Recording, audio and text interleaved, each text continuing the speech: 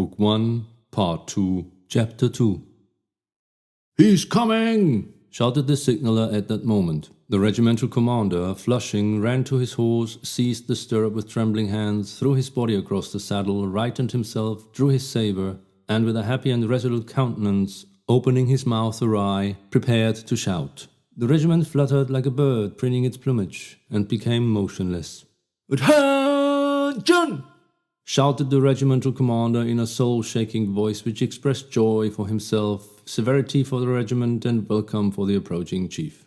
Along the broad country road, edged on both sides by trees, came a high, light blue Viennese calèche, slightly creaking on its springs and drawn by 6 horses at a smart trot. Behind the calèche galloped the suite and a convoy of Croats. Beside Kutuzov sat an Austrian general in a white uniform that looked strange among the Russian black ones. The calèche stopped in front of the regiment. Kutuzov and the Austrian general were talking in low voices, and Kutuzov smiled slightly as, treading heavily, he stepped down from the carriage, just as if those 2,000 men, breathlessly gazing at him and the regimental commander, did not exist.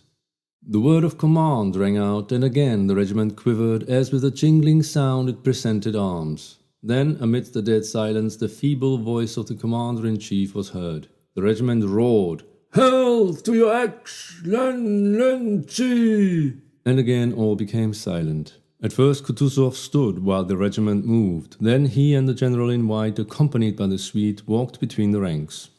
From the way the regimental commander saluted the commander-in-chief and devoured him with his eyes, drawing himself up obsequiously, and from the way he walked through the ranks behind the generals, bending forward and hardly able to restrain his jerky movements, and from the way he darted forward at every word or gesture of the commander-in-chief, it was evident that he performed his duty as a subordinate with even greater zeal than his duty as a commander. Thanks to the strictness and assiduity of its commander, the regiment, in comparison with others that had reached Braunau at the same time, was in splendid condition. There were only 217 sick and stragglers. Everything was in good order except the boots. Kutuzov walked through the ranks, sometimes stopping to say a few friendly words to officers he had known in the Turkish War, sometimes also to the soldiers. Looking at their boots, he several times shook his head sadly, pointing them out to the Austrian general with an expression which seemed to say that he was not blaming anyone, but could not help noticing what a bad state of things it was. The regimental commander ran forward on each such occasion, fearing to miss a single word of the commander-in-chief's regarding the regiment. Behind Kutuzov, at a distance that allowed every softly spoken word to be heard, followed some 20 men of his suite. These gentlemen talked among themselves and sometimes laughed. Nearest of all to the commander-in-chief walked a handsome adjutant. This was Prince Bolkonsky. Beside him was his comrade Nesvitsky, a tall staff officer, extremely stout, with a kindly, smiling, handsome face and moist eyes. Nesvitsky could hardly keep from laughter, provoked by a swarthy hussar officer who walked beside him. This hussar, with a grave face and without a smile or a change in the expression of his fixed eyes, watched the regimental commander's back and mimicked his every movement. Each time the commander started and bent forward, the hussar started and bent forward in exactly the same manner. Nesvitsky laughed and nudged the others to make them look at the wag. Kutuzov walked slowly and languidly past thousands of eyes which were starting from their sockets to watch their chief. On reaching the 3rd company, he suddenly stopped. His suite, not having expected this, involuntarily came closer to him. "Ah, Timokhin," said he, recognizing the red-nosed captain who had been reprimanded on account of the blue greatcoat. One would have thought it impossible for a man to stretch himself more than Timokhin had done when he was reprimanded by the regimental commander, but now that the commander-in-chief addressed him, he drew himself up to such an extent that it seemed he could not have sustained it had the commander-in-chief continued to look at him, and so Kutuzov, who evidently understood his case and wished him nothing but good, quickly turned away, a scarcely perceptible smile flitting over his scarred and puffy face. "Another Ismail comrade," said he. "A brave officer. Are you satisfied with him?" he asked the regimental commander. And the latter, unconscious that he was being reflected in the hussar officer as in a looking-glass, started, moved forward and answered, "Highly satisfied, Your Excellency." "We all have our weaknesses," said Kutuzov, smiling and walking away from him. "He used to have a predilection for Bacchus." The regimental commander was afraid he might be blamed for this and did not answer. The hussar at that moment noticed the face of the red-nosed captain and his drawn-in stomach, and mimicked his expression and pose with such exactitude that Nesvitsky could not help laughing. Kutuzov turned round. The officer evidently had complete control of his face, and while Kutuzov was turning, managed to make a grimace and then assume a most serious, deferential and innocent expression. The third company was the last, and Kutuzov pondered, apparently trying to recollect something. Prince Andrei stepped forward from among the suite and said softly in French, "You told me to remind you of the officer Dolokhov, reduced to the ranks in this regiment." Dolokhov, who had already changed into a soldier's grey coat, did not wait to be called. The shapely figure of the fair-haired soldier with his clear blue eyes stepped forward from the ranks, went up to the commander-in-chief and presented arms. "Have you a complaint to make?" Kutuzov asked with a slight frown. "This is Dolokhov," said Prince Andrei. "Ah," said Kutuzov, "I hope this will be a lesson to you. Do your duty, the Emperor is gracious, and I shan't forget you if you deserve well." The clear blue eyes looked at the commander-in-chief just as boldly as they had looked at the regimental commander, seeming by their expression to tear open the veil of convention that separates a commander-in-chief so widely from a private. "One thing I ask of your Excellency," Dolokhov said in his firm, ringing, deliberate voice. "I ask an opportunity to atone for my fault and prove my devotion to His Majesty the Emperor and to Russia." Kutuzov turned away. The same smile of the eyes with which he had turned from Captain Timokhin again flitted over his face. He turned away with a grimace, as if to say that everything Dolokhov had said to him and everything he could say had long been known to him, that he was wary of it, and it was not at all what he wanted. He turned away and went to the carriage. The regiment broke up into companies which went to their appointed quarters near Braunau, where they hoped to receive boots and clothes and to rest after their hard marches. "You won't bear me a grudge, Prokor Ignatych," said the regimental commander, overtaking the third company on its way to its quarters and riding up to Captain Timokhin, who was walking in front. The regimental commander's face, now that the inspection was happily over, beamed with irrepressible delight. "It's in the Emperor's service. It can't be helped. One is sometimes a bit hasty on parade. I'm the first to apologize. You know me." He was very pleased, and he held out his hand to the captain. "Don't mention it, General, as if I'd be so bold," replied the captain, his nose growing redder as he gave a smile which showed where two front teeth were missing that had been knocked out by the butt end of a gun at Ismail. "And tell Mr. Dolokhov that I won't forget him. He may be quite easy. And tell me, please, I've been meaning to ask, how is he behaving himself and in general?" "As far as the service goes, he's quite punctilious, Your Excellency. But his character," said Timokhin. "And what about his character?" asked the regimental commander. "It's different on different days," answered the captain. "One day he's sensible, well-educated and good-natured, and the next he's a wild beast. In Poland, if you please, he nearly killed a Jew." "Oh, well," remarked the regimental commander. "Still, one must have pity on a young man in misfortune.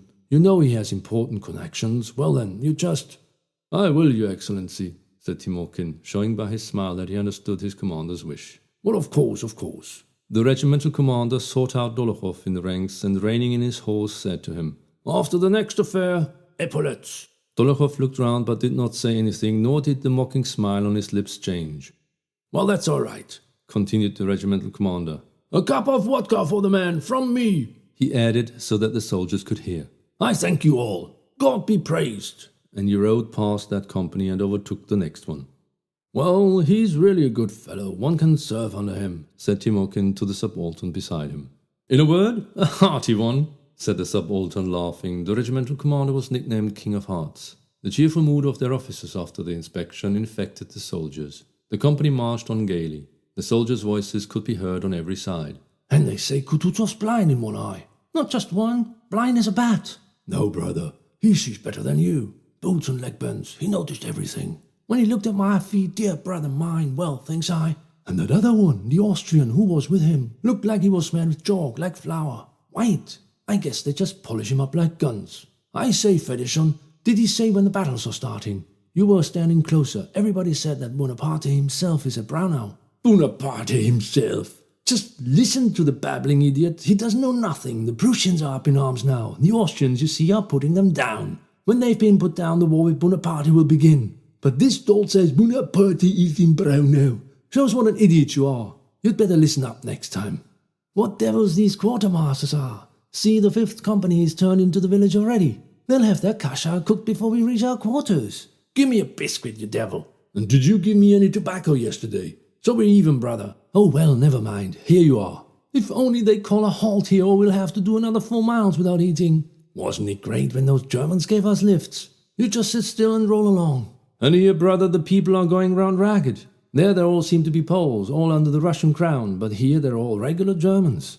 Singers to the front, came the captain's orders, and from the different ranks some 20 men ran to the front. A drummer, their leader, turned round facing the singers and flourishing his arm began a long drawn-out soldier's song, commencing with the words, "Morning dawned, the sun was rising," and concluding, "On then, brothers, on to glory, led by Father Kamensky."